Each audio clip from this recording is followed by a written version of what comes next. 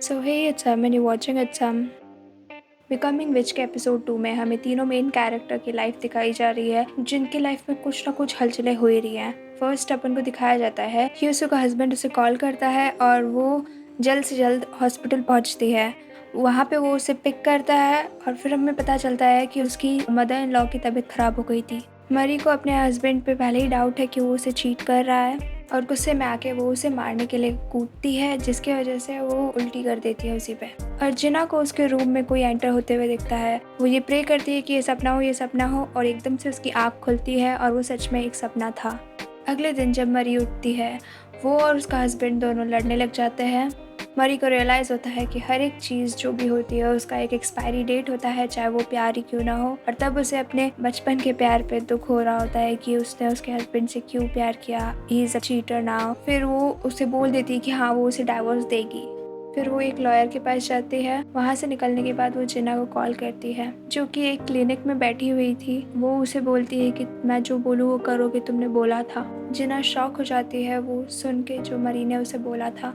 फिर हमें यूसु दिखाई जाती है, जो कि अपनी मदर इन लॉ का ध्यान रख रही होती है, उनके कपड़े वगैरह चेंज कर रही होती है। वो उन्हें थोड़ा टॉन्ट वगैरह मारती है कि आपकी वजह से मैं आपके बेटे की आंखों में बुरी बन गई। फिर वो वहाँ से जाने ही वाली होती है कि उसकी मदर इन लॉ उसके हाथ को पकड़ लेती है एंड वो उठ जाती हैं। वो उसे अपने पास बुलाती है एंड वो उसे कुछ ऐसा कहती है जिसकी वजह से वो पूरी तरह से टूट जाती है। वो रोती रोती रिसेप्शन की तरफ भागती है।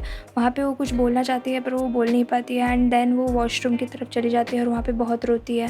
फिर हमें मरी दिखाई जाती है, जो वापस उस लड़की को ढूंढने की कोशिश करती है जो उसे सामने वाली बिल्डिंग में दिखी थी। वो उस अपार्टमेंट को ढूंढ लेती है एंड वो नीचे जाती है अपने अपार्टमेंट के। जैसे वो अपने सामने वाले अपार्टमेंट की तरफ बढ़ती है, वो लड़की भागते भागते आती है एंड वो उसे पकड़ के अपने साथ भागने के लिए बोलती है। वो दोनों वहाँ से भाग जाती हैं। फिर आगे चल के वो लड़की उसे बताती है कि वो उसका एक्स था। ये जो लड़की थी इसका नाम गोविन है एंड ये साफ बोलती है कि उसे मरी का हस्बैंड पसंद है। जब वो बहुत मरी के हस्बैंड की बातें करने लग जाती है कि उसका वो क्रश है एंड स्टफ है, मरी उसको बुरी बुरी चीज़ें बोलने लग जाती है अपने हस्बैंड के खिलाफ। और मरी उसे बोलती है कि तुम्हें पता भी है मैं कौन हूँ। देन वो उसे बोलती है हाँ मुझे पता है कि आप उनकी वाइफ हो। फिर मरी इसको उसके बिल्डिंग तक छोड़ के और चली जाती है अपने घर पे।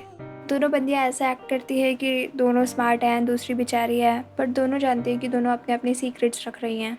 जिना कॉफ़ी शॉप में जाती है अपनी कॉफ़ी लेने। वहाँ पे एक लड़का उसे अप्रोच करता है कि आप क्या थोड़ी देर मुझसे बात कर सकते हो। एंड तभी जिना को याद आती है और आकल की प्रेडिक्शन की उसका सच्चा प्यार उसके आसपास ही है। जिना इमेजिन करने लग जाती है कि ये उसे प्रपोज करने वाला है ऐसा कुछ, बट वो लड़का उसे बोलता है कि आजकल that rapist is roaming around, तो आपको केयरफुल रहना चाहिए। एंड इसी के बाद वो थोड़ी फ्रस्ट्रेट हो जाती है। घर जाने के रास्ते में उसे कुछ औरतें मिलती हैं जो उसे बोलती हैं कि आपको सर्वेलेंस ड्यूटी में हमारी हेल्प करनी पड़ेगी, ये सबका काम है, ताकि वो मास्टरमाइंड किसी और औरत को परेशान नहीं कर पाए। पर जिना उनसे साफ मना कर देती है कि मैं रेंट पे रहती हूँ और मैं ऐसी किसी चीज़ में कंट्रीब्यूट नहीं करने वाली। एंड तब वो औरतें पॉइंट आउट करती है कि सबसे ज़्यादा खतरा यहाँ पे तुम ही को है, क्योंकि तुम ही सबसे ज़्यादा ऐशो आराम में रहती हो, सबसे ज़्यादा लग्जूरियस लाइफ तुम्हारी ही है इस पूरी कॉलोनी में, इसीलिए उसकी मेन विक्टिम तुम हो सकती हो। ये सारी चीज़ें सुन के वो और ज़्यादा गुस्से में आ जाती है एंड वो चिल्लाते चिल्लाते अपने अपार्टमेंट की तरफ चली जाती है।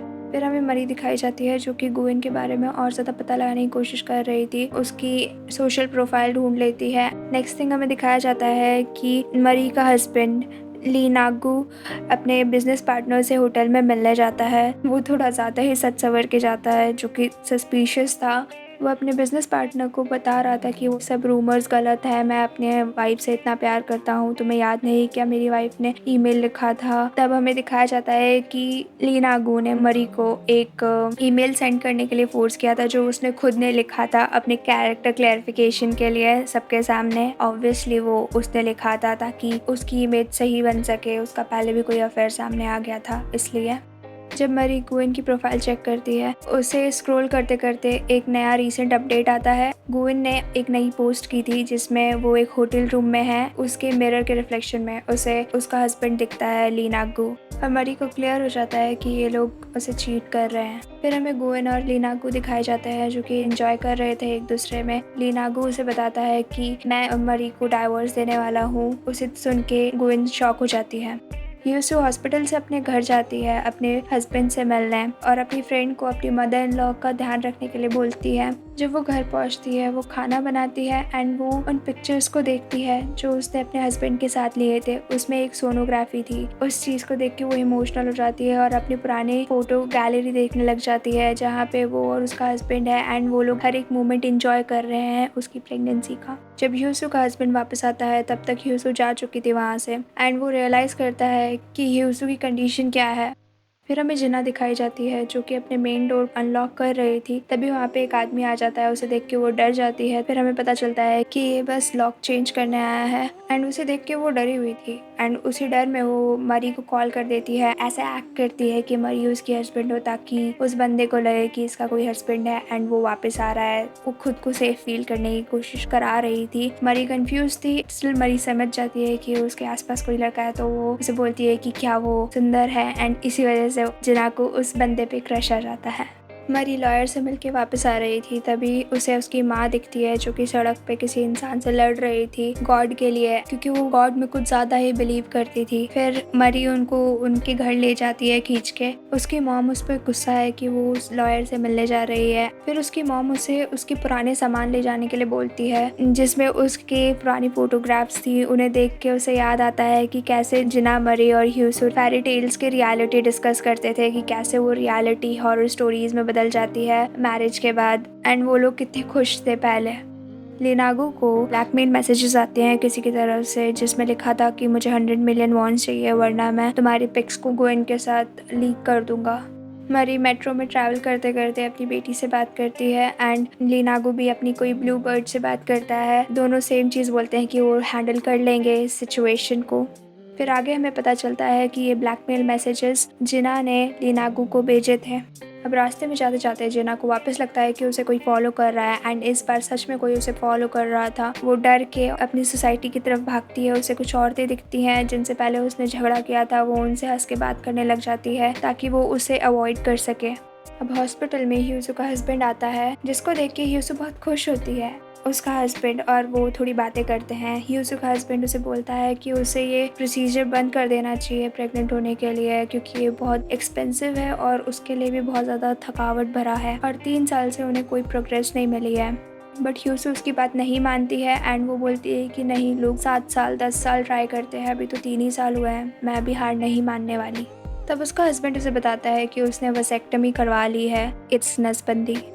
ये सुनने के बाद ह्यूसू बहुत ज़्यादा गुस्सा हो जाती है क्योंकि वो चाहती थी कि वो प्रेग्नेंट हुए ताकि वो माँ बने। बट ये सुनने के बाद वो टूट जाती है बिल्कुल और वो गुस्से में अपने हस्बैंड को थप्पड़ मार देती है।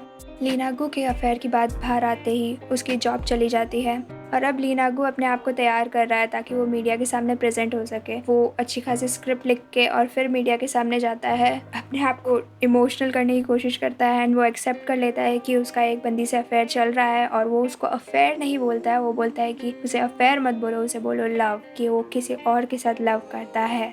So this guy have publicly accepted that he loves someone else other than his wife and वो बोलता है कि वो जल्दी अपनी वाइफ को डाइवोर्स दे देगा। फिर वो मरी के आगे जाके झुक के बोलता है कि मुझे माफ़ कर दो, वो गुइन से प्यार करता है एंड स्टफ एंड मरी उसे मारती है।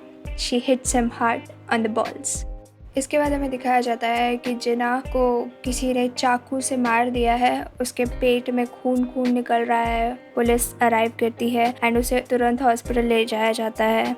अब हमें ह्यूसू दिखाई जा रही है जिसका फेस पूरा डेड है। ऑब्वियसली उसने अभी इतनी शॉकिंग न्यूज़ सुनी है। ह्यूसू अपनी मदर इन लॉ से पूछती है कि आप कैसे मरना चाहती हो सकता है कि ह्यूसू की मदर इन लॉ ने जो उसे एपिसोड की स्टार्टिंग में विस्पर किया था उसके कान में वो यही हो, उनकी लास्ट विश हो कि वो उसे मार दे ताकि वो इस जगह से मुक्त हो सके।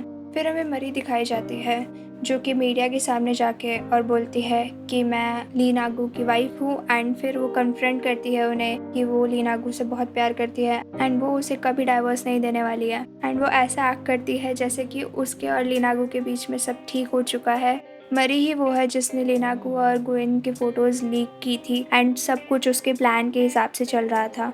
उसी ने जिना को बोला था लीनागू को ब्लैकमेल करने के लिए एंड उसने डाइवोर्स लॉयर से पूछा था कि कैसे वो मेक श्योर कर सके कि वो और उसका हस्बैंड कभी डाइवोर्स नहीं ले सके। यहाँ पे अपना एपिसोड खत्म हो जाता है। I hope you enjoyed this explanation of second episode. अगर आपको फर्स्ट एपिसोड देखना है तो लिंक इन द डिस्क्रिप्शन। मैंने और भी के ड्रामास, मूवीज़ और एनिमे एक्सप्लेन किए हुए हैं, आप चाहें तो आप मेरे चैनल पे देख सकते हैं। Be sure to like, share, subscribe. Thanks for watching.